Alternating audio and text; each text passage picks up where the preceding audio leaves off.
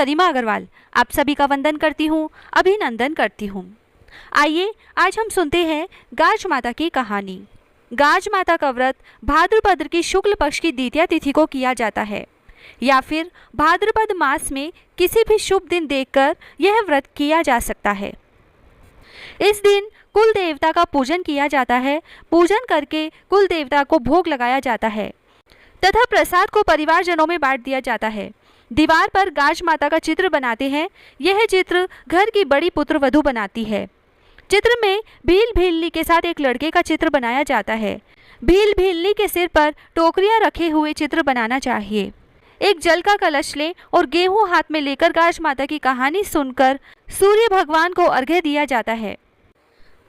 तो आइए आज के हमारे इस वीडियो में हम सुनते हैं गाज माता के व्रत में सुनी जाने वाली गाज माता की कहानी तथा साथ ही लपसी तपसी और बिंदाई जी की कहानी। भील भीलनी की कहानी। भादवा का महीना आया। इंद्र की परियां गाज माता की पूजा करने आई। जहाँ इंद्र की परियां पूजा कर रही थी वहाँ एक भील भीलनी आए और उन्होंने परियों से पूछा कि किसकी पूजा कर रहे हो। परियां बोली गाज माता का व्रत व पूजन कर रहे हैं। भील भीलनी बोले इसको करने से क्या होता है। परियां बोली यश व लक्ष्मी आती है। ऐसा सुनकर भील भीलनी भी गाज माता का व्रत करने लगे तो उनके बहुत धन संपत्ति हो गई। भीलनी रानी जैसे कपड़े पहनने लग गई। एक धोबीन के पास रानी व भीलनी के कपड़े साथ धुलते थे। एक दिन कपड़े बदल गए। रानी नहा धोकर कपड़े पहनने लगी। देखे तो कपड़े बदल गए। तुरंत धोबीन को बुलाया और पूछा मेरे जैसे कपड़े कौन पहनता है, मेरे कपड़े बदल गए हैं। धोबीन ने कहा कि एक भीलनी है। तो रानी ने कहा उसे तुरंत बुलाओ। भीलनी को बुलवाया गया और पूछा तूने चोरी की या डाका डाला जो तू मेरे जैसे कपड़े पहनती है। भीलनी बोली मुझ पर तो गाज माता प्रसन्न हुई है। तब रानी बोली कि मेरे बच्चा नहीं है, मैं भी यह व्रत करूं क्या। भीलनी बोली व्रत भले ही करो पर भंग नहीं होना चाहिए। फिर रानी ने व्रत करने शुरू किए और उसके लड़का हो गया। बहुत खुशी मनाई गई। वापस गाज माता का व्रत आया तो रानी ने पड़ोसन को पूछा कि मैं रोट कैसे खाऊं, बच्चे का पेट दुखेगा। पड़ोसन कुछ जानती नहीं थी और बोली काकर या कसार व मोग्या मगध खा लेना। रोट नहीं खाने से गाज माता रुष्ट हो गई। रात को 12 बजे पालने के साथ बच्चे को अदृश्य कर दिया। दिन उगते ही बच्चा व पालना दोनों की खोज शुरू हो गई पर बच्चा कहीं नहीं मिला। रानी बोली भीलनी ही बताएगी। उसे बुलाया और सारी बात बताई। तब भीलनी बोली कि रानी व्रत भंग हुआ है, अब अगले व्रत का ध्यान रखना। रानी के फिर एक लड़का हुआ। रानी ने भक्ति भाव से गाज माता का व्रत किया। गाज माता प्रसन्न हुई। पहले वाला बच्चा भी पालने के साथ वापस रात को लाकर रख दिया। बच्चे को पाकर सब बहुत खुश हुए। तब से पूरे नगर में ढिंढोरा पिटवा दिया गया कि सब गाज माता का व्रत करें। गाज माता निपुत्रियों को पुत्र देती है और सबको भरा पूरा रखती है। गाज माता की जय। राजा और रानी की कहानी। एक राजा और रानी थे, उनके संतान न थी। तब रानी बोली गाज माता अगर मेरे गर्भ रह जाए तो मैं तेरे हलवे की कढ़ाई कर दूंगी। इसके बाद रानी के गर्भ रह गया। रानी के लड़का हो गया पर वह कढ़ाई करना भूल गई। तब गाज माता ने सोचा कि यह तो मुझे भूल गई। और फिर एक दिन रानी का लड़का पालने में सो रहा था। तब गरजते हुए बादली आई और पालने सहित लड़के को उठाकर ले गई। एक भील भीलनी जंगल से घर आए तो उन्होंने पालने में एक लड़के को सोते हुए देखा। उनके कोई भी बच्चा नहीं था, इसीलिए वे बच्चे को देखकर बहुत खुश हुए और उसे पालने लगे। एक धोबी था जो राजा के कपड़े भी धोता था और भील के भी। जब वह राजा के घर आया तो देखा कि वहाँ पर शोर हो रहा था कि गाज माता लड़के को उठाकर ले गई। तब धोबी बोला कि आज एक लड़के को मैंने भील के यहाँ पालने में सोते हुए देखा है। तब राजा बोला कि भील को बुलाकर लाओ। जब भील आया तब राजा ने पूछा कि तेरे घर लड़का कहाँ से आया। तो भील बोला मैं गाज माता का व्रत करता था तो मुझे गाज माता ने बेटा दिया है। तो राजा रानी को याद आया कि हमने माता की हलवे की 2 कढ़ाई बोली थी जो नहीं करी, इसीलिए हमारा बेटा चला गया। तब रानी बोली हे गाज माता मेरा बेटा ला दो, मैंने जितनी कढ़ाई बोली थी उससे दुगनी कढ़ाई करूंगी और गाज माता का खूब धूमधाम से उजमन करूंगी। तब गाज माता ने उनका लड़का वापस ला दिया। और इधर भील भीलनी के यहाँ भी बहुत धन दौलत और लड़का हो गया। तब सारे शहर में राजा ने ढिंढोरा पिटवा दिया कि जब भी लड़का हो या शादी हो तो गाज माता का उजमन करे। हे गाज माता जैसे रानी को लड़का दिया, भील भीलनी को बेटा और धन समृद्धि दी, वैसे सबको देना। गाज बीज और ग्वालिन की कहानी। बरसात का मौसम था। एक राजकुमार किसी जंगल में शिकार के लिए निकला। मूसलाधार वर्षा शुरू हो गई। तब राजकुमार हाथी पर से उतरकर जंगल में बनी पास वाली मड़ी में चला गया। मड़ी पर गाज गिरी और वह ढह गई। राजा का लड़का मृत्यु को प्राप्त हुआ।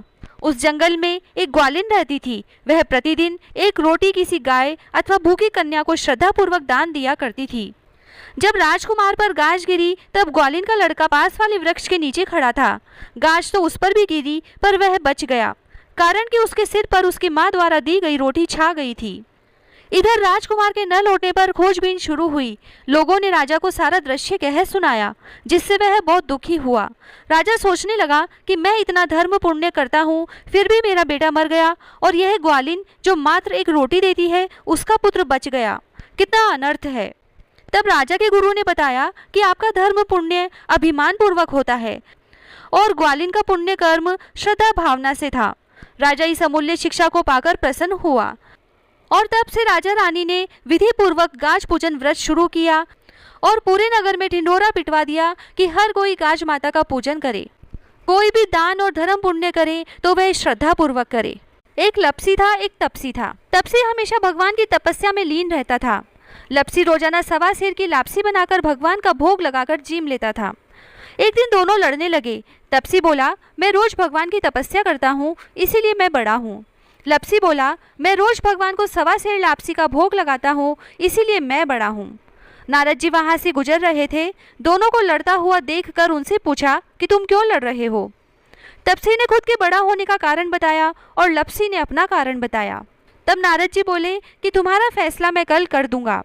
दूसरे दिन लपसी और तपसी नहाकर अपनी रोज की भक्ति करने आए। तब नारद जी ने छुपकर एक 1.25 करोड़ की अंगूठी उनके आगे डाल दी। लपसी की नज़र अंगूठी पर पड़ी, लेकिन उसने ध्यान नहीं दिया और भगवान को भोग लगाकर लापसी खाने लगा। तपसी की नज़र जब अंगूठी पर पड़ी तो उसने चुपचाप अंगूठी उठाकर अपने घुटने के नीचे दबा ली। नारद जी सामने आए तो दोनों ने पूछा कि कौन बड़ा। तो नारद जी ने तपसी से खड़ा होने को कहा। वह खड़ा हुआ तो उसके घुटने के नीचे दबी अंगूठी दिखाई पड़ी। नारद जी ने तपसी से कहा कि तपस्या करने के बाद भी तुम्हारी चोरी करने की आदत नहीं गई, इसीलिए लपसी बड़ा है और तुम्हें तुम्हारी तपस्या का कोई फल भी नहीं मिलेगा। तपसी शर्मिंदा होकर माफ़ी मांगने लगा और नारद जी से बोला कि मैंने बहुत साल तपस्या की है, मुझे मेरी तपस्या का फल कैसे मिलेगा। तब नारद जी ने कहा कि रोटी बनाकर कोई कुत्ते की रोटी नहीं बनाएगा तो फल तुझे मिलेगा। यदि कोई ब्राह्मण को भोजन करवाकर दक्षिणा नहीं देगा तो फल तुझे मिलेगा।